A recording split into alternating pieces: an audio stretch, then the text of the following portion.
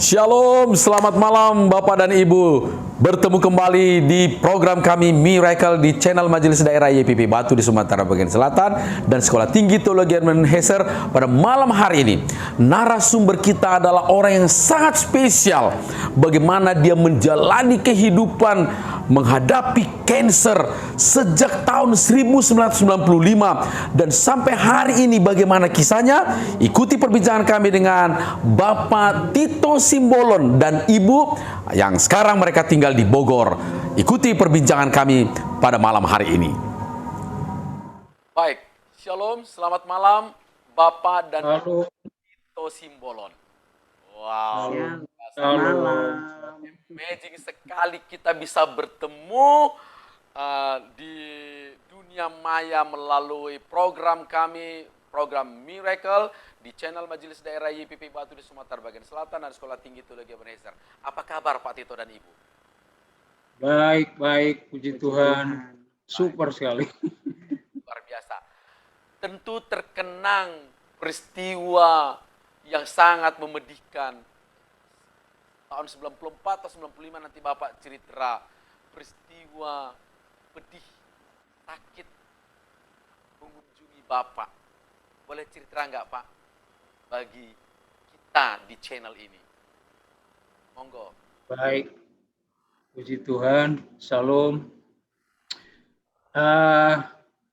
Saya 17 tahun di Tanjung ini, dari tahun 81. Saya ingat bulan Februari saya masuk Tanjung ini. Nah, selama 17 tahun saya tidak mengalami suatu pergumulan yang luar biasa terhadap penyakit. Tapi pada tahun 1995 lah, tahun 95, saya merasakan suatu pergumulan yang luar biasa, di mana anak saya juga yang paling kecil itu masih bayi, dan saya mengalami suatu penyakit yang di luar dugaan saya itu terjadi dan saya alami, yaitu ada benjolan kecil sebenarnya sebesar beras di bawah telinga saya sebelah kiri sini. Nah, saya merasakan bahwa kalau itu bisul, seharusnya tidak terlalu kaku, itu kan keras, gitu kan. Tetapi saya coba baca buku-buku mengenai tumor. Nah, saya berkeyakinan waktu itu adalah sejenis tumor. Cuma saya nggak tahu ganas apa tidak. Nah, saya pergi konsultasi ke rumah sakit Bukit Asam, ketemu dokter. Nah, saya tanya, tolong ini, kok saya udah berapa hari kok tegang leher saya ini kan gitu kan. Kok ada daging seperti ada benjolan kecil, coba lihat dulu. Nah, tapi dokternya nggak mau pegang juga, sampai beberapa kali saya konsul, cuma dikasih obat, itu masuk angin, saya makan nggak sembuh-sembuh. Nah, ketika sudah berbulan-bulan, saya sudah merasa gelisah, karena sudah semakin sakit perasaan saya. Nah, sementara pekerjaan menuntut saya sangat ketat, karena ada satu proyek yang kami kerjain, perusahaan. Nah, saya kan waktu itu baru pulang dari belajar dari mana-mana, itu dari Cina, dari Jepang, dan khusus untuk teknologi. Tapi ya itulah, karena stressing yang paling besar, kuat, nah itu muncullah itu. Nah, saya karena tidak sabar, saya minta konsul ke rumah sakit ke dokter di Palembang. Nah, akhirnya dikasih lagi konsul ke Palembang, berobat saya berkali-kali. Nah, ketika saya berobat, dirujuk ke dokter spesialis saraf di Palembang, kami berdua pergi. Nah, waktu saya berobat itu, tapi tidak saya merasakan apa, dikasih obat 2 kali, saya disuntik setiap hari sampai ada hampir 2 minggu kalau tidak salah itu. Saya tiap hari disuntik 2 kali di rumah sakit PT, dikasih obatnya. Nah, saking jengkelnya saya minta pindah, belum juga. Akhirnya dikasihlah saya setelah sekian lama, udah hampir setahun lah, baru saya dikasih ketemu dokter, karena saya tolong tunjukkan Tuhan satu dokter yang pertemukan saya dengan satu dokter yang bisa mendiagnosa penyakit saya ini, karena ini bukan main-main kalau menurut saya. Akhirnya saya dirujuklah ke satu dokter dan tidak banyak dokter yang dibicara. Akhirnya saya di CT scan kepala. Setelah di CT scan, dia bilang, mohon maaf, penyakit Bapak ini sangat serius. Di Palembang belum ada dokter maupun rumah sakit yang mampu menangani ini. Pengalaman saya, ada rekan sejawat saya yang melakukan tapi gagal. Nah, saya tidak mau itu terulang kepada Bapak, karena Bapak masih muda. Saat itu saya baru 37 tahun. Nah, Bapak saya rujuk ke Jakarta saja. Nah, di sana nanti ada rumah sakit Darmais yang bisa menangani Bapak. Nah, begitu dengar saya Darmais, langsung nyali saya ciut. Karena saya tahu Darmais itu rumah sakit kanker. Nah, tapi dengan dia tidak menjelaskan panjang lebar, akhirnya saya bawa kesimpulan itu, hasil CT scan-nya. Saya pulang ke Tanjung Enim, saya ketemu dokter Bukit Asam, saya kasih tahu itu, dan saya dirujuklah sampai ke Jakarta. Begitu saya sampai di rumah sakit di Jakarta, saya tunjukkan hasil semua CT scan segala macam. Nah, dokternya bilang bahwa Bapak betul ini penyakitnya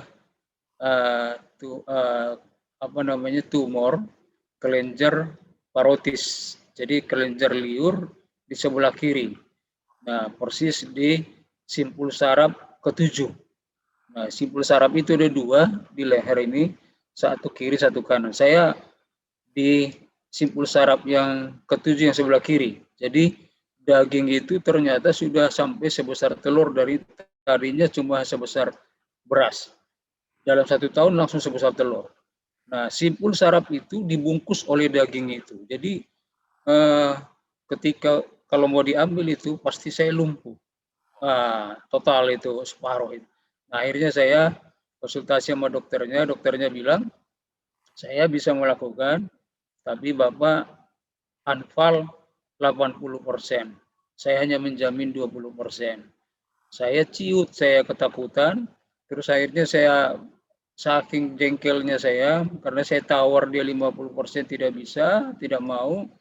Dokternya bilang, saya sudah belajar kemana-mana, ya itulah kemampuan saya. Jadi akhirnya saya merasa dokternya seperti kurang tanggung jawab kalau cuma 20%. Jadi saya bilang, saya mendingan ke dukun saja kalau begitu Pak, karena dukun masih bisa mau 50%. Marah dia setengah mati. Jadi padahal saya bercanda sebenarnya. Akhirnya karena dia tidak mau 50% sampai lebih. Akhirnya saya mundur dari situ, saya keluar, saya konsultasi sama dokter kita Pak, tawar 50, udah nggak mau dia. Akhirnya saya dirujuk pindahlah ke rumah sakit yang lain melalui dokter rekannya dia. Akhirnya rumah sakit swasta di Jakarta Timur. Saya ke sana, saya diulang observasinya. Nah, saya di CT scan ulang full body, termasuk tulang, termasuk ronsen segala macam. Setelah itu baru ketahuan lah dengan pasti. Jadi saya ada kepuasan juga karena diulang hasil observasinya. Terus dokternya bilang tidak usah ke Singapura kemana-mana, saya bisa jamin 80%. Wow. 20% anfal. Nah, karena dia bilang begitu, saya salam dia. Saya langsung salam, oke dok, yakin, saya siap untuk operasi sama dokter. Nah, akhirnya kapan masuk? Besok saya masuk. Langsung begitu. Jadi saya masuk, langsung observasi ulang, tes jantung, cek jantung segala macam. Nah, 2 hari kemudian saya operasi. Nah, ketika saya operasi, saya potong Pak Simbolon. Ya. Waktu sudah tahu ini tumor dan ini benar-benar Tadi dokter yang pertama katakan tingkat keberhasilan paling 20, 80 anfal dan lain sebagainya. Ya, Bagaimana keadaan emosi Bapak sama Ibu menghadapi waktu itu? saya luar biasa marah sebenarnya. Marah, tapi saya tidak tahu lagi mau marah ke siapa. Marah kepada diri sendiri, marah kepada dokter itu karena jawabannya begitu. Tapi saya sepenuhnya tidak bisa juga menyalahkan dia. Karena eh, ya mungkin Kemampuan itulah dia. batas kemampuan dia. Selaku dokter, saya yakin dia lebih tahu. Cuma kepuasan saya berbeda dengan kepuasan dia. Sehingga saya kecewa. Makanya saya dia marah, dia minta bagaimana kalau kita ulang lagi check up. Saya sudah tidak percaya sama dokter lagi, saya bilang.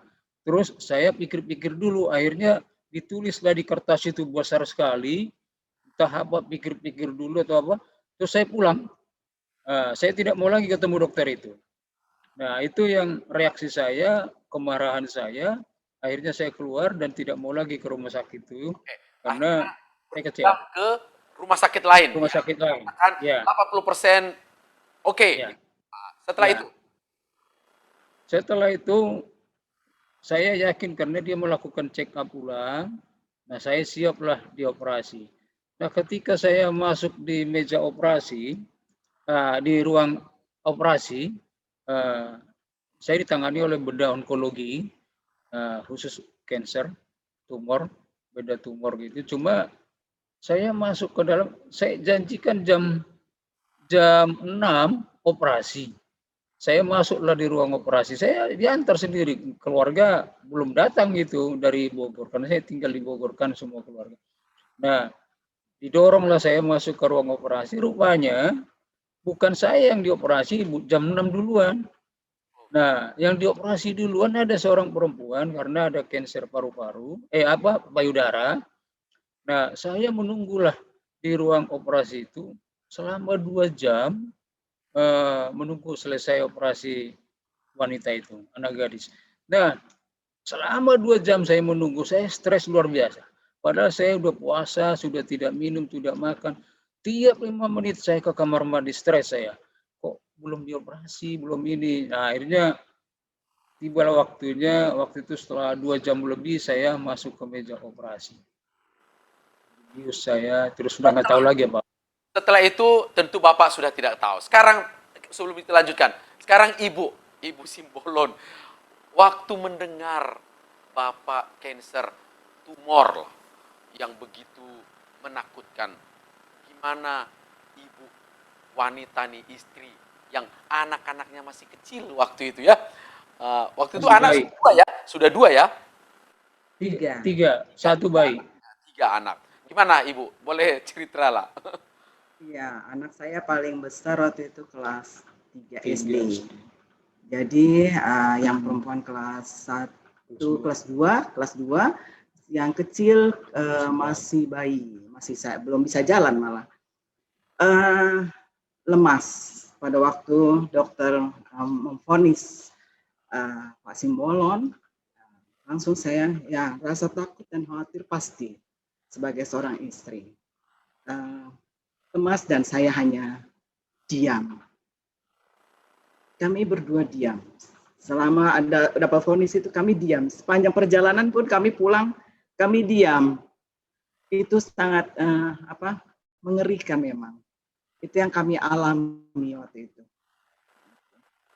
Bagaimana cara Ibu menyampaikan kepada anak-anak dan keluarga keadaan ini? Saya cerita ke orang tua saya, ke anak-anak. Saya kumpulin anak-anak. Saya bilang papanya sakit. Terus saya bilang mereka, kita berdoa. Kita kasih semangat papanya, kita berdoakan dia papanya supaya Tuhan sembuhkan. Itu yang saya bilang sama anak-anak, supaya kita terus berdoa untuk papa, itu aja. Oke, baik. Setelah operasi di tahun 96 ya. Tahun 96 kalau nggak salah operasi. Ya, Tahun 96. 96. Next, apa yang berikutnya akhirnya terjadi dalam kehidupan seorang Pak Tito Simbolon? Nah, setelah saya operasi, saya kan menjalani kemoterapi. Nah, sebelumnya sebelum kemoterapi saya menjalani radiasi dulu 30 kali.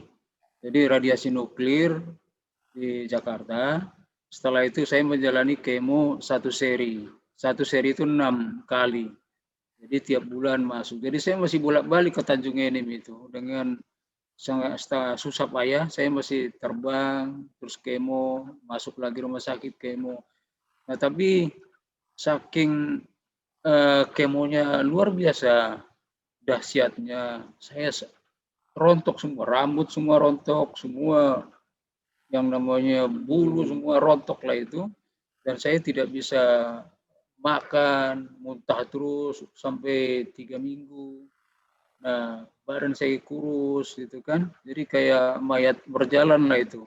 Jadi pucat, tetapi semangat lah yang membuat saya bisa bertahan, tapi hanya saya bisa bertahan pada kemo yang ketiga. Kemo keempat saya nggak kuat lagi, kalau saya teruskan saya mungkin mati saya. Karena semua turun, trombosit, leukosit semua turun. Berdiri saya susah itu kan, akhirnya di stop lah kemoterapinya. Gitu. Jadi saya perkirakan tadinya saya pikir udah tuntas lah itu. Saya tiap 6 bulan check up ke dokter yang sama. Terbang saya dari Palembang 6 bulan sekali, jadi 2 kali setahun. Selalu di ronsen dan dilakukan check up yang lain. Tetapi tahun kedua, 2 tahun berlangsung, saya check up lagi, terus di ronsen. Nah, di luar dugaan saya, saya udah mulai curiga karena dokternya kok lama kasih analisa itunya, ada profesor untuk radiologi. Saya biasanya kalau saya di hasil check up atau apa ronsen atau apa semua, saya suka baca. Saya selalu minta saya baca karena saya mengerti juga. Saya belajar. Terus akhirnya saya baca lah di situ ada semacam tumor di itunya, di paru-paru saya sebelah kiri, tapi masih 1,5 senti. Terus akhirnya saya bawa lah hasil ronsennya itu ke dokter bedah onkologi. Nah, kemudian dia bilang karena ini ada tumor baru, saya nggak tahu apakah ini metastasi atau penyebaran. Nah, Bapak harus konsul ke dokter spesialis paru. Saya dirujuklah ke dokter spesialis paru. Nah, kemudian dokter spesialis paru melakukan observasi ulang dari awal dan di CT scan khusus untuk paru segala macam sama tulang, bone scan. Nah, di otak juga, di semua sampai di kepala semua seluruh tubuh, dan ternyata memang masih di paru itu dan diameternya baru 1,5 cm dan itu masih masuk stadium 1 katanya, 1A. Dan biasanya jarang terjadi.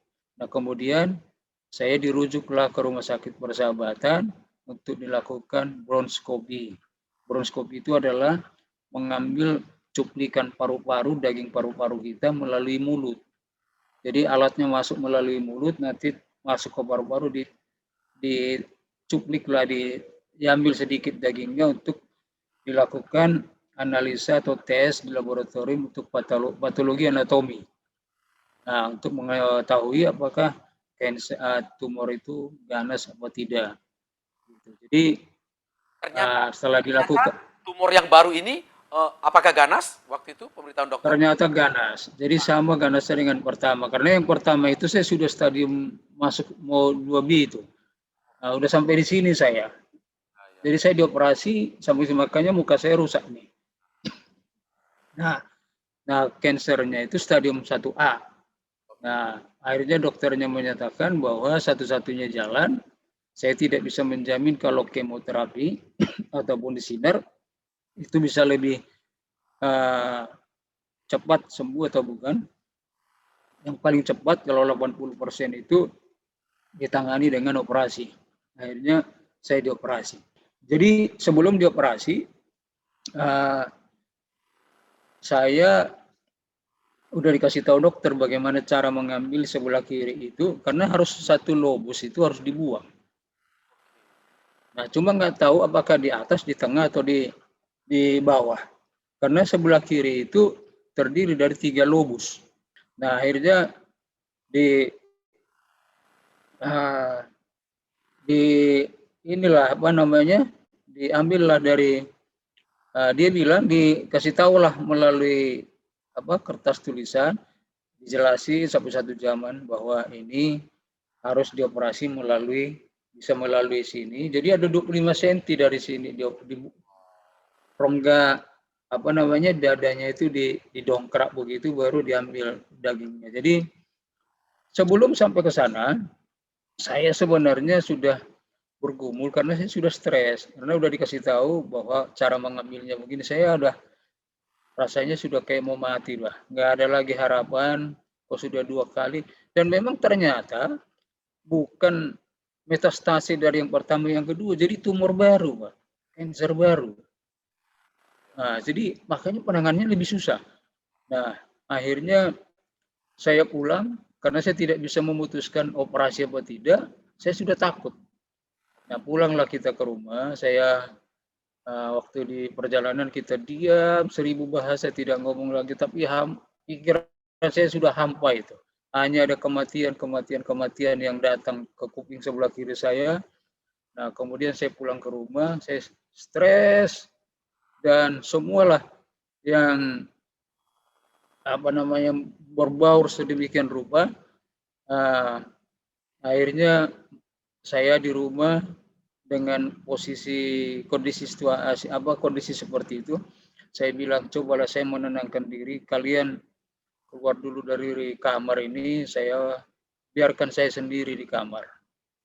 Nah, akhirnya mereka keluar semua, istri sama anak-anak semua keluar, saya di kamar, saya kunci, saya nangis sejadi-jadinya di kamar itu. Nah, ketika saya nangis, karena sudah hopeless, saya nggak tahu apa yang harus saya lakukan lagi. Jadi saya takut di kemo, saya takut dioperasi, semua takut jadi. Akhirnya saya berpikiran saya mau lari ke Tanjung Enim, saya tidak mau dioperasi. Nah, tapi dalam keadaan begitu, sepertinya Roh Kudus itu datang kepada saya, kamu berdoa, kan gitu kan? Nah, akhirnya saya coba berdoa, saya berlututlah di tempat tidur itu, saya berdoa karena nggak ada alternatif lain, peluang lain sudah nggak ada, hanya itu.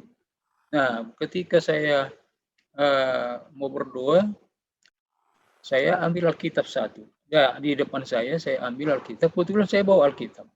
Nah, saya taruh di depan saya berdoa lah, saya berlutut.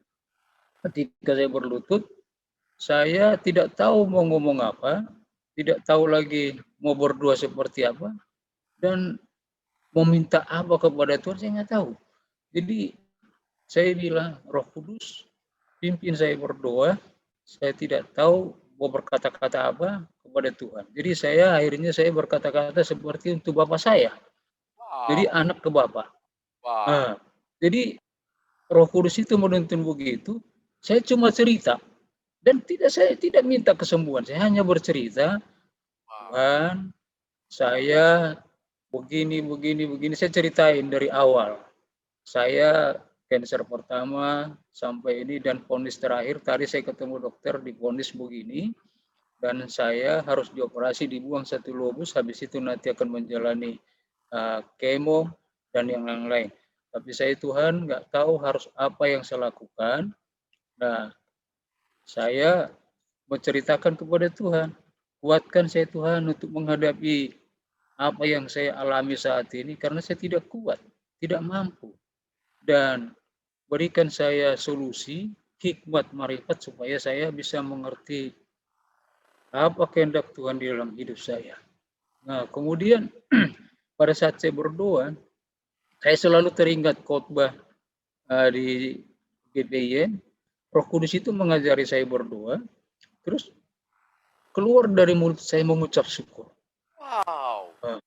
Oh, jadi Tuhan, saya mengucap syukur di mana saya merasakan apa yang selama ini saya berturut-turut kena kanker, saya mengucap syukur Tuhan. Karena saya dapat merasakan dapat mengalami peristiwa ini di mana orang lain tidak pernah mengalami ini, tapi Tuhan perkenankan saya mengalaminya. Nah, saya percaya Tuhan tidak akan meninggalkan saya. Saya yakin Tuhan eh, memberikan saya itu kemampuan karena percobaan seperti bukan datang dari Tuhan dan itu tidak akan melampaui kemampuan saya.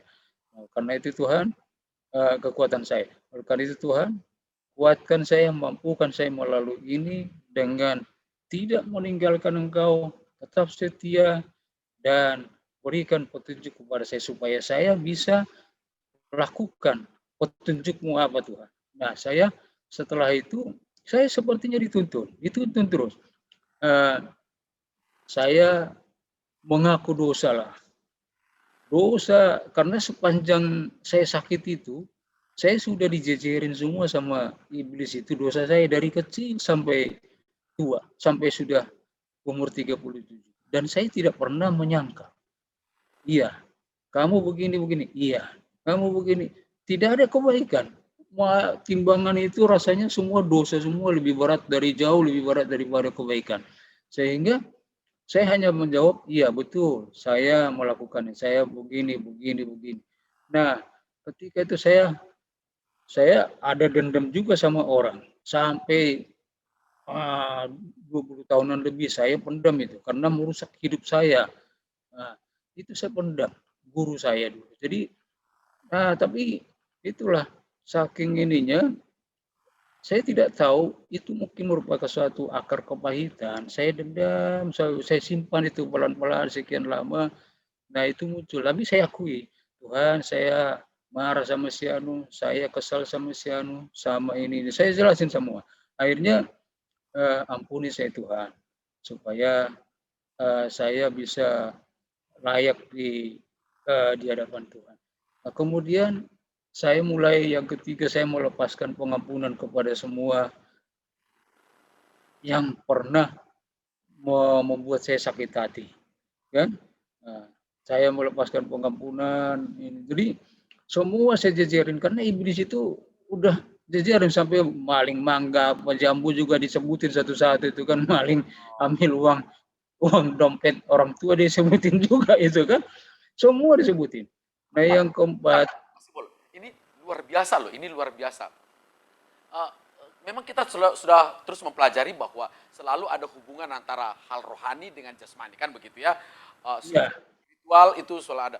Tapi saya tertarik sekali tadi Bapak bercerita kepada seperti seorang Bapak tidak menangis lagi, tapi seolah bercerita, menyelesaikan semuanya. Memang benar ya kata orang bahwa persoalan sakit hati kadang-kadang memicu cancer, tumor, dan lain sebagainya. Nah, Bapak itu waktu semua menyelesaikan itu benar-benar itu seperti tuntunan Tuhan begitu ya malam itu ya. Betul. Jadi saya ikutin aja. Saya datang mengalir begitu aja. Jadi saya mengampuni dan kemudian saya saya bilang kepada Tuhan, Tuhan, hidup saya sebenarnya tidak kudus di hadapan. Dan saya sering menolak apa yang Tuhan inginkan dari saya. Nah, jadi saya mau meninggalkan kehidupan lama saya. Kan gitu loh kan. Saya ingin meninggalkan kehidupan saya dan saya mau bertobat Tuhan. Karena saya ingat beberapa kali Pak Hans Rapar itu minta saya jadi majelis, saya selalu tolak itu kan. Nah, jadi kayak gini-gini dan memang hidup saya juga nggak terlalu baik sebenarnya karena saya juga jago minum dulunya Pak Marlon, meskipun nggak banyak orang mengira saya itu kayak domba tapi serigala sebenarnya kan. Jadi dan saya tidak pernah mabuk meskipun saya minum 60-70% kan. Nah, kemudian saya meninggalkan pola hidup saya dan yang terakhir itu saya bilang, Tuhan, apabila Tuhan berkenan untuk memberikan kesembuhan kepada saya akan setia kepada Tuhan dan saya akan melayani Tuhan. Wow. Nah, luar itulah komunikasi malam itu. Komunikasi. Komunikasi malam itu di hadapan Tuhan. Ya. Oke, Dan sekarang saya ke Ibu. itulah janji saya. Sekarang saya ke Ibu. Bagaimanapun cerita tadi Bapak tadi katakan tetap terbayang-bayang kematian dan lain sebagainya setelah ada berita tumor yang baru yang kedua di paru-paru ini. Lantas bagaimana sebenarnya Ibu Simbolon, coba jujur, berpikir nggak sih juga tentang kematian dan bagaimana dengan anak-anak yang masih kecil? Itu udah pasti kita juga nyampe ke situ pikiran itu. Cuman saya kasih semangat itu, saya tidak di hadapan Pak Simbolon saya sedih atau saya bagaimana, tapi saya kasih wajah saya ceria aja, saya kasih semangat, dorongan gitu. Padahal di belakang dia saya kalau berdoa juga saya nggak mau dia lagi bangun, kalau dia lagi tidur baru saya berdoa, saya menangis. Saya menangis kadang-kadang saya di kamar mandi, saya nyalain keran, saya ngomong sama Tuhan, saya bilang sama Tuhan, saya seperti Pak Simbolon bilang, dia ngomong seperti berbicara dengan Bapak. Saya juga gitu, dengan saya tidak bersikap tangan berlipat atau saya duduk dengan manis, tidak. Tapi saya di kamar mandi, saya nyalain keran, tapi saya berbicara sama Tuhan. Supaya Tuhan tolong, supaya saya sebagai istri juga saya harus dikuatkan. Nah, saya minta pimpinan Tuhan supaya Tuhan kuatkan saya, supaya kalau saya kuat, saya semangat, jadi Pak Simbolon juga merasakan dia mendapatkan kekuatan dari Tuhan. Itu aja yang saya selalu dorong Pak Simbolon supaya semangat terus dalam berobat, supaya tidak malas-malas berobat, suka ada rasa takut, khawatir untuk ke dokter. Itu yang saya takutkan. Dalam perjalanan waktu ini kan ini tadi masih cerita masih akan dilanjutkan setelah komunikasi dengan Tuhan malam itu kan. Hanya saya sebentar sedikit dalam perjalanan waktu itu, saat kapan Pak Simbolon dan Ibu mengalami down, saat yang seperti apa mengalami hampir putus asa, hampir down begitu dalam memperjuangkan kesehatan itu, saat-saat seperti kapan? Saya selama 3 tahun itu sebenarnya sudah down betul. Saya bekerja saya juga sudah nggak karu-karuan sebenarnya. Saya udah disuruh cuti sebenarnya, suruh libur, tapi saya selalu menunjukkan motivasi dan saya ingin menunjukkan kepada orang bahwa saya sakit begini pun masih bekerja gitu loh. Jadi akhirnya pada saat saya berdoa itu tadi, Pak, saya tunggu jawaban Tuhan. Wah, siapa tahu dibisikin kepada saya, enggak juga. Terus saya bilang, Tuhan, jika Engkau berkenan, mohon Tuhan beritahukan kepada saya, baik melalui istri, melalui saudara, melalui anak saya, mertua saya, orang tua saya, adik-adik saya, semua yang mengasihi saya, beritahukan apa keinginan Tuhan kepada saya, supaya saya bisa mengambil suatu langkah gitu. Tapi sampai 3 kali saya berdoa itu, nah akhirnya saya amin lah, karena tidak ada jawaban. Mungkin nanti saya tidur melalui mimpi, saya pikir siapa tahu kan. Nah saya amin. Kemudian saya bukalah Alkitab di depan saya. Nah di depan saya itu udah saya taruh Alkitab, saya buka. Saya tidak saya ingin membaca aja, saya buka, sekali buka, saya dapatlah Yakobus pasal 5. Nah, waktu saya baca ini, saya masih berurai air mata begitu, karena lama juga saya berdoa itu. Nah, terus saya bacalah dari ayat 1 sampai terakhir, saya tidak mengerti kan, sampai ayat 20 itu saya baca. Saya tidak mengerti. Saya baca ulang sekali lagi. Nah, sepertinya dituntun terus baca sekali lagi gitu kan. Saya baca ulang. Ketika saya baca, sedikit saya mengerti kan. Oh ini ada. Saya baca ulang sampai 3 kali saya baca. Begitu sudah saya baca, saya terkesanlah di Yakobus pasal 5 ini mulai dari ayat 12 sampai ayat 20. Mana di sini apa namanya dikasih tahu difirmankan bahwa kalau ada seorang di antara kamu yang menderita, baiklah ia berdoa. Kalau ada seorang yang bergembira, baiklah ia menyanyi.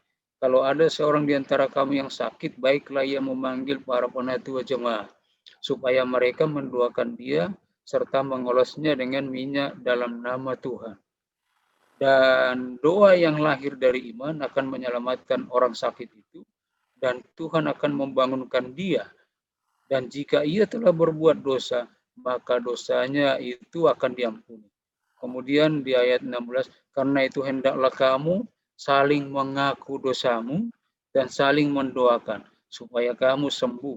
Doa orang yang benar, bila dengan yakin didoakan, sangat besar kuasanya. Jadi itu yang padahal saya sudah berdoa sebelumnya, sudah mengaku dosa segala macam. Jadi saya ditutup, wah ini dia. Saya garis bawahi, apa namanya, baiklah ia memanggil para penatua jemaat. Saya bingung, penatua jemaat itu siapa? Kan gitu kan, apakah diaken atau pendeta? Sementara saya di Bogor nggak ada yang saya kenal. Terus akhirnya saya putuskan, saya harus pulang ke Tanjung Enim. Saya mau menemui pendeta saya. Nah akhirnya pagi-pagi, malam itu saya bilang sama Bapak Mertua, besok pagi saya pulang. Pulang naik apa? Naik pesawat. Nah, sama siapa? Sendiri, saya bilang. Oh, dia ini jangan sendiri, dia udah takut lihat saya, karena saya sendiri. Jangan mau kemana ini, kan gitu kan. Akhirnya dia bilang, nanti diantar supir aja naik mobil. Nah, sepanjang jangan besok, sepanjang perjalanan, ya saya pergilah, kami lewat darat sampai ke Merak, ke Tanjung ini. Nah, tapi saya dengan jelas saya dengarin melalui kuping saya, kamu mati. Kamu mati.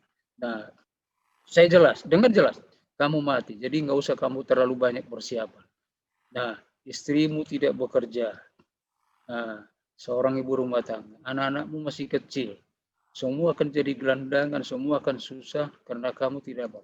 Tabunganmu cuma sekian. Sampai tabungan dia tahu loh. Tabunganmu cuma sekian. Dan itu benar, bisikan Betul, itu. betul. Iya, tabunganmu sampai cuma sekian. Jadi kamu mati. Jadi tapi dari sebelah kanan jawab ke otak saya di sini, ke kuping saya, enggak, kamu tidak akan mati. Masih punya kesempatan kamu operasi dan melalui proses penyembuhan segala macam. Jadi ikutin. Nah, tapi selalu lebih banyak yang dari kiri. Perang luar biasa itu ya. Perang. Dan saya bisa saya bisik-bisik di mulut saya. Makanya istri nanya, ngomong sama siapa? Katanya di mobil. Enggak, saya bilang. Saya lurus saja lihat ke depan, karena sudah pikiran itu sudah hampa sebenarnya. Jadi hanya ada satu titik yang saya lihat, loh ini kematian ininya. Tapi saya berjuang terus, nggak mau saya. Jadi ketika saya sampai di mendekati Batu Raja, saya melihatlah ada satu truk, sopirnya mati, masih ditaken di jalan itu, dipayungin. Nah, saya tanya, sempat kita berhenti, mati karena ketimpa pohon. Supir truk itu ketimpa pohon atap truknya dan nancap di kepalanya, dia mati. Nah, iblis itu ngomong, kamu mati seperti itu. Nah, itu jelas. Terus di sini jawab, nggak mungkin mati. Itu hanya antara rem, gas, amat semuanya sepersekian detik bisa dia ketimpa pohon. Nah, kamu masih bisa operasi kalau kamu mau. Nah, saya sampai perjalanan. Nah, menjelang perjalanan ke Tanjung Enim, saya dibisikin lagi. Karena kamu akan mati, nah, kamu punya jas warna krem. Nah, sepatunya warna seperti coklat kehijau-hijauan muda. Dan itu tahu persis dia. Dan itu jasnya saya suka dan sepatunya saya suka. Karena itu jas pernikahan saya sama sepatu pernikahan saya. Kan? Jadi saya simpan. Jadi dia bilang, nanti kasih tahu sama istrimu supaya jas itu dimasukin ke koper, sepatunya juga dibawa. Saya tanya, untuk apa? Karena kamu mati, itu yang kamu pakai. Nah, jadi kamu pakai. Nah, istri saya pas, Itu oleh si iblis itu ya. Heeh, betul. Iya, jadi istri saya kan pasti tanya, saya ngomong itu melalui mulut pelan-pelan itu. Kalau ditanya, jawaban saya apa? Dia bilang, sudah lama nggak di laundry itu. Jadi tidak ada laundry di Tanjung ini. Jadi supaya di laundry di Bogor. Saya ngomong, waktu ngomong, ya nanti saya masukin koper. Ya, saya waktu bilang laundry, masuk akal dia. Nah, ketika kami di Tanjung Enim, saya tidak tahu dia masukin apa. Saya ingatkan, masukin ya, saya bilang gitu kan. Saya ikutin juga tuh si iblis itu. Nah, tapi nggak tahu kenapa kita tidak ngasih tahu, tapi tiba-tiba Pak Haning sama Bu Haning datang ke rumah. Wow. Malam itu datang. Saya nggak tahu dari mana dia tahu. Datang terus akhirnya Pak Haning bertanya sama saya, Pak Simbolon bagaimana ininya perkembangan. Saya bilang, betul Pak, tumor ganas di paru-paru saya. Jadi saya harus dibuang paru-parunya sebagian, satu lobus. Uh, tapi kenapa Bapak pulang? Nggak langsung dilakukan tindakan. Terus saya bilang, saya pulang ke sini karena Yakobus pasal 5, saya bilang begitu. Wow. Jadi Pak Haning kaget sama ibu. Yakobus pasal 5. Bapak tahu isinya katanya gitu kan. Ya saya sudah baca, itulah waktu saya berdua dikasih itu ke saya bilang. Nah, saya pulang karena itu Pak. Gak ada yang lain saya bilang. Nah, karena di situ pergilah memanggil penatua jemaat. Jadi saya bingung penatua jemaat dan minyak di situ, apakah itu minyak urapan atau apa gitu kan. Terus akhirnya Pak Haning jelasin ke saya, Pak, itu pertanda Tuhan mendengar doa Bapak. Nah, di situ ada janji kesembuhan. Pak lainnya Pak Haning nggak buka Alkitab, dia ceritain semua Yakobus pasal 5 itu. Dia ceritain persis kan. Terus dia bilang di situ ada minyak urapan, maksudnya di situ. Bapak jangan sesat. Kalau pengertian minyak urapan zaman dulu itu bisa karena teknologi, bisa dengan Tuhan Yesus menyembuhkan dengan air liur, mata orang buta bisa melihat, dengan ucapan bisa hidup, dan hanya dijamah jubahnya hidup, sembuh katanya gitu kan.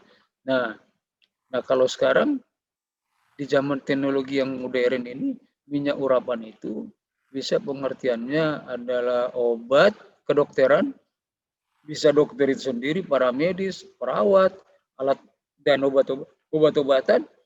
Kalau itu digunakan setelah didoakan, itu adalah minyak urapan yang luar biasa dia bilang. Jadi kita doakan Pak, seluruh yang menangani Bapak, baik rumah sakit, dokter, obat, sama para medis, semua kita doakan. Itulah minyak urapan di zaman teknologi yang maju sekarang ini.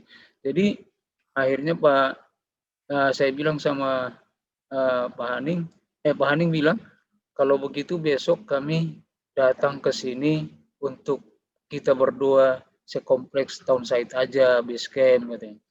Akhirnya jadilah berdoa malam itu. Tapi sebelumnya itu saya bilang sama istri, tolong minta dulu sama Pak Pendeta Haning, saya ditumpangin tangan. Kalau saya tidak saya nggak tahu dari mana bisa ngerti tumpangin tangan. Saya belum nggak di Tanjung ini nggak pernah lihat saya itu kan. Saya kalau tidak ditumpangin tangan, saya tidak kuat menghadapi ini maut ini, saya bilang gitu kan. Jadi tolong saya ditumpangin tangan. Jadi dia nggak mau, saya bilang nggak bisa kita suruh-suruh Pak Pendeta, Bu Pendeta tumpangin tangan, itu harus digerakkan Roh Kudus katanya. Saya marah saya kan, jadi bilang aja, saya bilang kan, saya kalau nggak lewat saya ini, saya bilang gitu. Jadi akhirnya dia nggak ngomong rupanya. Begitu kami kebaktian malam selesai, saya tidak merasakan apa-apa itu, karena hanya kebaktian seperti biasa didoakan. Tapi rupanya ada acara khusus buat saya. Nah, saya Bu Haning ngomong, Pak Simbolon tolong duduk bersila di tengah karpet ini. Nah, Bapak bersila, kita berdoa, kita nyanyi. Nah, nyanyilah terus berdoa. Nah, ketika nyanyi berdoa, sekali saya sudah keringat dingin saya. Berat semua itunya kepala. Seperti terasa saya ada 10 ton beban di pundak kiri saya. Gak kuat saya. Jadi nyanyi lagi sekali lagi, berdoa lagi. Nah, masih nggak bilang Tuhan aja saya nggak bisa. Begitu aja kan.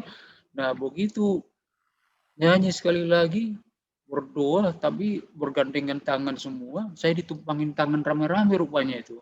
Saya nggak lihat, ditumpangin tangan rame-rame. Baru saya bilang, Tuhan! Langsung saya teriak gitu, Tuhan! Nah, itu yang berat itu. Saya merasakan seperti mentega di sini 10 ton, 10 ton. Itu meleleh gitu kan. Tiba-tiba ringan. Saya kok ringan, habis bebannya gitu kan. Akhirnya Pak Haning ambil tangan saya, diajak saya berdiri. Nah, saya disuruh duduk. Bagaimana perasaannya sekarang? Kok ringan ya Pak? Saya bilang gitu kan. Ya, beban Bapak sudah berkurang, diangkat oleh Tuhan. Roh Kudus sudah memulihkan Bapak, dia bilang. Jadi, apa tindakan Bapak selanjutnya? Padahal tadi saya mau sebenarnya antara lari mau operasi sama tidak. Akhirnya saya bilang, Pak, saya siap untuk dioperasi. Dan besok pagi saya kembali ke Jakarta. Nah, akhirnya Pak Haning bilang, kalau begitu, jam berapa berangkat? Jam 6 pagi kami datang untuk berdoa kepada Bapak, untuk mendoakan Bapak. Akhirnya datanglah jam 6 sama Pak John Fix, Pak Lawrence almarhum, datang rame-rame. Saya didoakan berangkatlah kami ke Jakarta. Ketika saya berangkat ke Jakarta, saya menemui profesor itu. Terus waktu saya datang ke sana, Dok, saya siap dioperasi. Dia marah sama saya. Karena saya menghilang sampai beberapa hari. Padahal dia bilang harus keputusan 2 hari. Karena sudah dibiopsi saya. Kalau sudah dibiopsi, nggak boleh lama-lama. Takut karena ganas dia tiba-tiba menjalar cepat. Nah, akhirnya saya cari-cari Bapak. Saya bilang, Tuhan masih hikmat ke saya. Supaya dia bisa mengerti. Dok, operasi paru itu adalah resiko nomor 2 terbesar setelah jantung. Saya bilang. Jadi saya hidup mati saya dari situ. Nah, karena proses selanjutnya panjang. Bapak dokter buang paru-paru saya dan saya harus persiapkan spiritual saya, pikiran saya, otak saya semua harus saya siapkan dan juga keluarga saya terutama istri dan anak-anak saya. Kalau enggak begitu, saya terjadi apa-apa, mereka harus siap bisa menerima. Oh iya kalau begitu Pak. Oke, terima kasih. Saya akan reschedule dengan dokter yang ini. Akhirnya di reschedule lah. Nah, kemudian dikasihlah, dapatlah waktu itu dalam minggu yang sama beberapa 2-3 hari kemudian saya siaplah dikasih tahu masuk dan saya persiapan itu, tapi saya exercise dulu karena operasi paru itu tidak seperti operasi yang lain. Jadi saya harus latihan dulu bagaimana cara batuk, bernapas. Jadi terutama batuk tidak melalui paru-paru. Jadi karena kalau dioperasikan ada darah segala macam. Jadi harus batuk melalui perut. Jadi tidak melalui paru-paru. Saya tadinya nggak ngerti, tapi saya belajar senam segala macam itu. Karena kalau habis operasi nanti harus senam segala macam. Jadi akhirnya setelah latihan bagus baru saya siap dioperasi. Nah, Pak Sakarias, Pendeta Sakarias Matimukai ada 2 kali datang melayani saya sendiri, datang melayani ke rumah sakit. Dan sebelum operasi dia datang terakhir, sebelum saya dibawa jam 6 itu, dia datang pagi-pagi sekali. Saya tidak lupa itu. Begitu kuat Pak itu melayani saya, mendoakan saya, memotivasi saya, sehingga saya merasa tidak sendiri. Sebenarnya banyak, ada beberapa kawan-kawan datang, hamba-hamba Tuhan dari Tanjung Enim, datang mengunjungi saya ke rumah sakit. Nah, terakhir sebelum operasi itulah Pak Sakarias Matimukai, dan setelah itu saya tidak ketemu lagi sama Pak Sakarias karena sudah pergi ke luar negeri. Dan saya operasi lah, ya cukup lama juga operasi Pak, sekitar 6 jaman, 6 jam, dan saya pakai alat bantu pernapas ganti paru-paru segala macam. Jadi di ICU, tapi di ICU saya nggak lama, Pak. Setelah itu, ini luar biasa, ini kisah Pak Tito ini luar biasa. Setelah akhirnya operasi dan kemudian dinyatakan berhasil operasi itu, bagaimana akhirnya kesehatan Pak Tito antara tumor di paru-paru dan tumor di simpul 7 saraf tadi itu, bagaimana akhirnya ceritanya? Jadi saya fokus jadinya di paru. Karena yang di di parotis itu, yang pertama saya punya keyakinan itu sudah sembuh. Jadi saya udah lupakan itu. Nah, saya fokus di sini karena ini lebih sakit ternyata. Jadi saya menjalani kemo tiap 3 minggu saya masuk, tiap minggu masuk rumah sakit. Nah, kemudian saya sampai kemo yang ketiga, sama sih, masih luar biasa saya hebat, gitunya kuat fisiknya. Nah, tapi tahun 98 itu, nah pada saat saya kemo yang ketiga, saya melakukan satu kesalahan. Dokternya kan sudah bilang, kamu nggak boleh pergi jauh-jauh. Tapi saya mau refreshing selama saya pulang saya ke Tanjung Enim lewat darat. Nah, ketika saya pulang ke sana, ternyata saya luka di kayak sariawan dan itu akhirnya besar sampai saya tidak bisa makan seperti orang HIV itu, jadi nggak sembuh-sembuh. Rupanya trombosit saya sudah down, leukosit saya down semua. Nah, saya pergilah ke dokter Petibia, terus akhirnya mereka juga marah ke saya, kenapa saya pulang, kan udah dibilang jangan pulang, kenapa bapak pulang? Saya ada yang saya urus, saya bilang kan. Terus akhirnya diterbangkanlah saya kembali ke Jakarta. Saya ketemulah sama dokter di Jakarta, rupanya memang udah kasih tahu sebelumnya bahwa profesor itu akan pergi ke Jepang 3 bulan. Nah, jadi ada dokter pengganti, saya ketemulah sama dokter itu, terus dia bilang, Bapak tidak ada jalan lain. Kalau dipacu sama obat, nggak mungkin menaikkan trombositnya cepat. Jadi harus melalui transfusi darah. Nah, jadi akhirnya saya masuklah rumah sakit di Opnem. Nah, pada saat itu kan kerusuhan 98. Nah, itu darah susah minta ampun. Nah, saya harus masuk trombosit itu 11 kantong. Jadi kalau darah segarnya itu 3 kantong. Jadi darah dari 14 orang. Nah, susahnya minta ampun.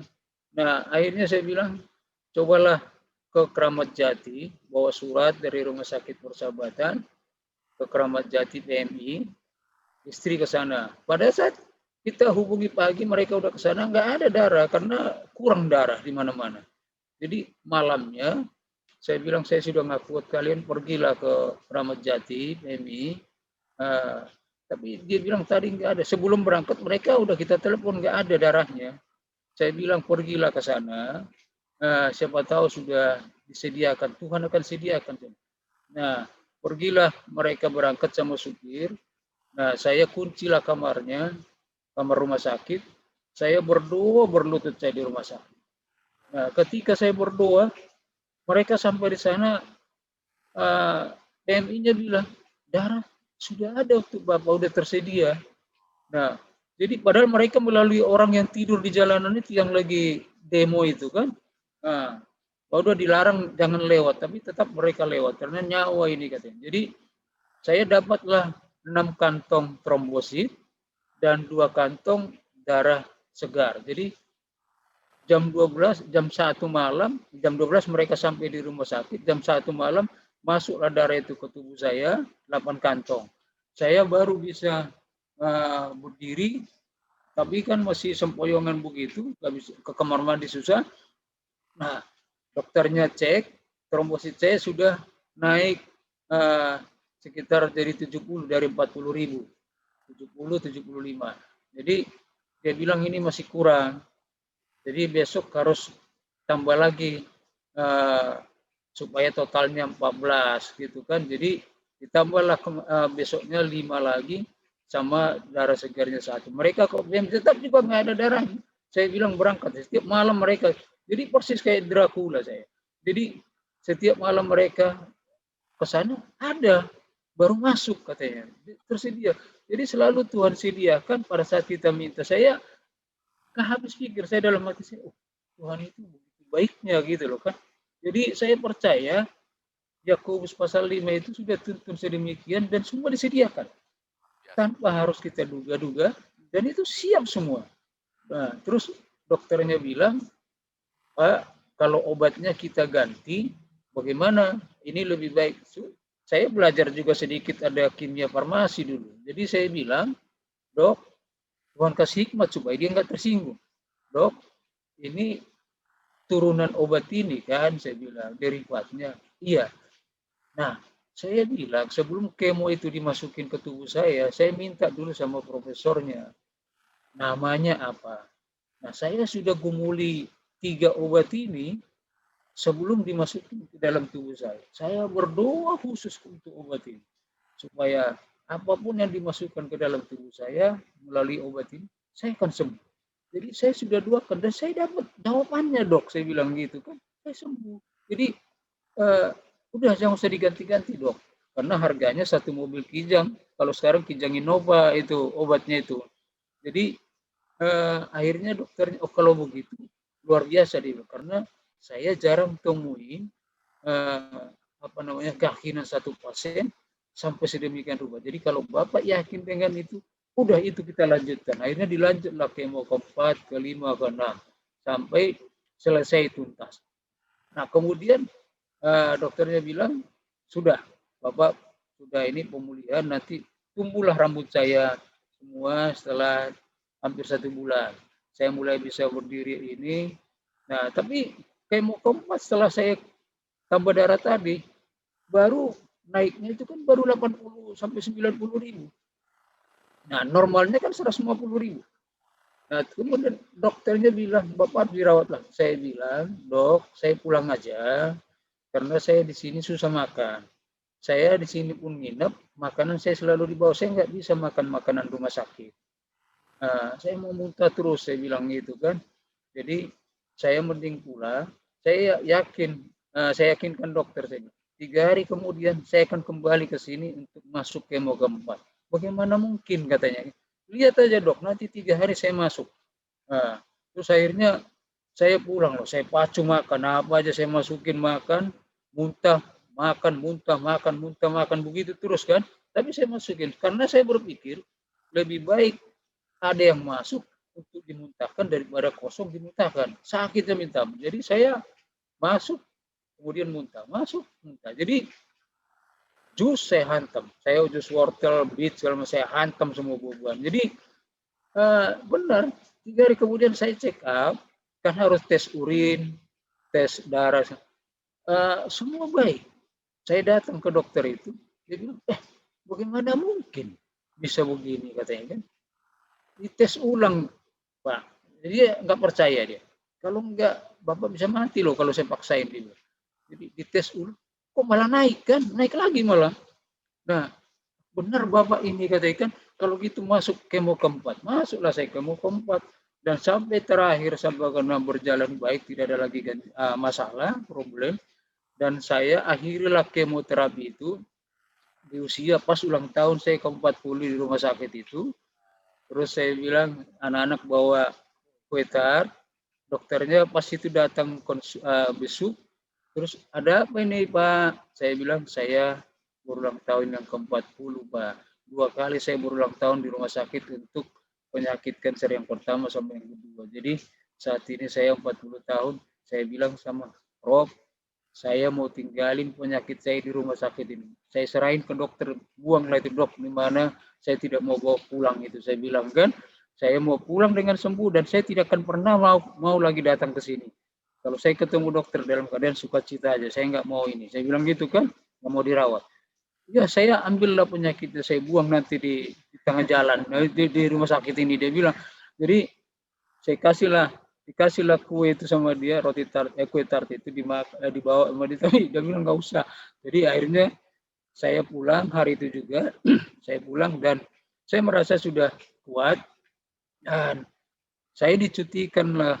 Saya cuti 6 bulan, cuti dari perusahaan. Jadi saya menjalani cuti. Nah, pada saat sudah lewat 6 bulan, saya kembalilah ke Tanjung Enim.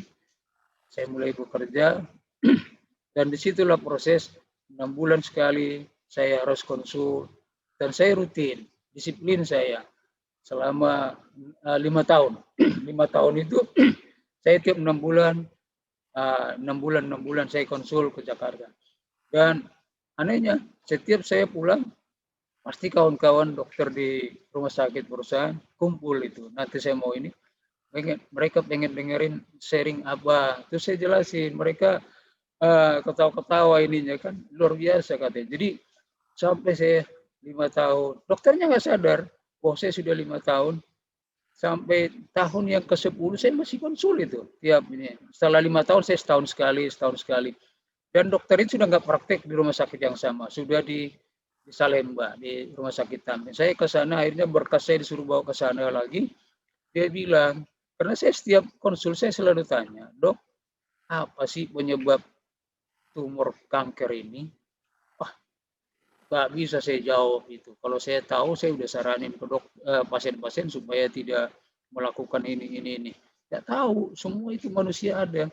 Dan ternyata memang setiap manusia itu ada tumor itu. Karena kalau kita tes, ada namanya tumor marker, ada 3 parameter di situ. Di situ ada tumornya berapa, CA-nya berapa. Jadi kalau masih di bawah normal, termasuk kalau kita ada kutil, ada tai lalat, itu kan tumor. Jadi akhirnya saya setelah 10 tahun, dia bilang, Pak, Bu, sekarang saya baru berani karena sudah 10 tahun Bapak.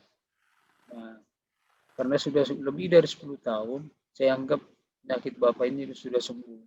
Tapi saya mau sampaikan sesuatu hal. Nah, kira-kira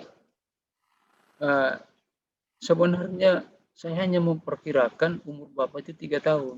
Menurut ilmu kedokteran. Kalau bisa hebat bertahan paling 5 tahun. Karena dari ribuan pasien saya maupun tinjauan pustaka, literatur yang saya baca di luar, untuk jenis penyakit Bapak itu paling hebat bisa bertahan 5 tahun. Nah, dan saya sudah sampaikan ke nggak tahu orang tua Bapak atau mertua dengan saudara Bapak, ibu Bapak, katanya nggak tahu. Saya sudah sampaikan, itu paling lama. Mereka diam, katanya gitu kan. Jadi, tapi ini anomali buat saya, dia bilang. Bapak bisa bertahan 10 tahun, luar biasa. Jadi, saya justru bertanya kepada Bapak, sebenarnya Bapak apa yang Bapak lakukan sehingga begitu, katanya gitu kan. Terus akhirnya saya ngomong lah, Pak, saya waktu pulang dari sini konsul sebelum operasi, saya berdoa, saya bilang.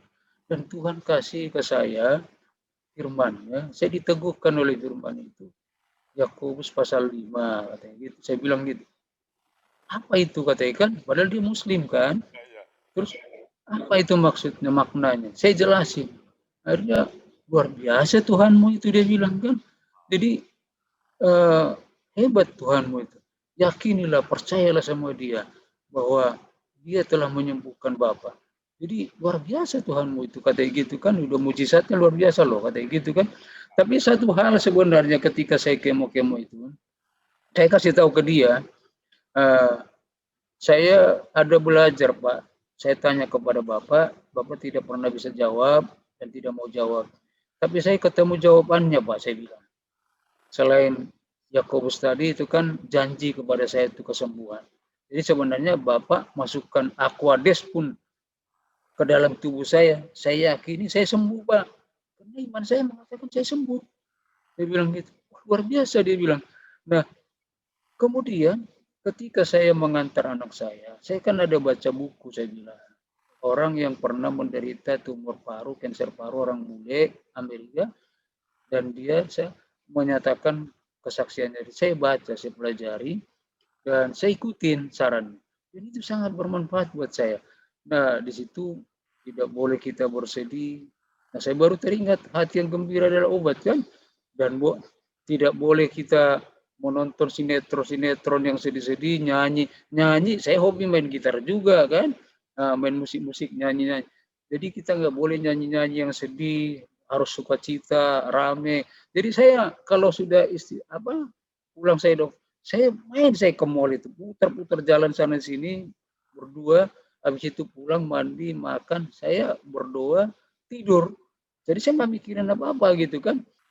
Segala sesuatu yang ada di dalam pikiran kita itu kalau itu sampah, kita buang aja, buang. Sehingga kita tidak merasa terbebani.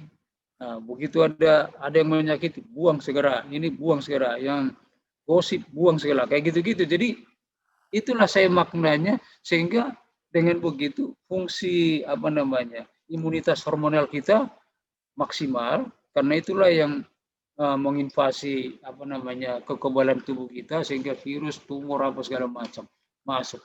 Jadi itu yang paling bermakna buat saya, bahwa kita benar-benar memang harus membuang hal-hal yang kotor, menjijikan, dan pikiran-pikiran jorok segala macam. Ya itulah, supaya kita hidup di dalam kekudusan. Nah, itu yang saya ambil hikmahnya, saya bisa berjalan Baik, sedemikian. Pak Simbolon dan Ibu. Luar biasa ini. Ini luar biasa. Saya sangat terpesona dari tadi semua perbuatan-perbuatan Tuhan. Benar-benar dari awal miracle. Benar-benar mujizat Tuhan terjadi dalam kehidupan Bapak dan Ibu. Tahun 95 dan sekarang sudah 2021. Bapak masih sehat. Kemarin baru menikahkan anak. Luar biasa, berkat Tuhan luar biasa bagi Bapak dan Ibu. Sampai di sini, ini mujizat luar biasa. Baik, Bapak dan Ibu, waktu jualah yang memisahkan kita. Ini adalah waktu terlama yang kita gunakan dalam episode program kami Miracle. Sampai ketemu di lain kesempatan. Salam, Horas. Mendengar kesaksian Pak Tito Simbolon yang telah mengalami mujizat kesembuhan, membuat kita patut bersyukur dan memuji Tuhan. Ada 4 hal penting yang harus kita ingat dalam menyaksikan acara ini.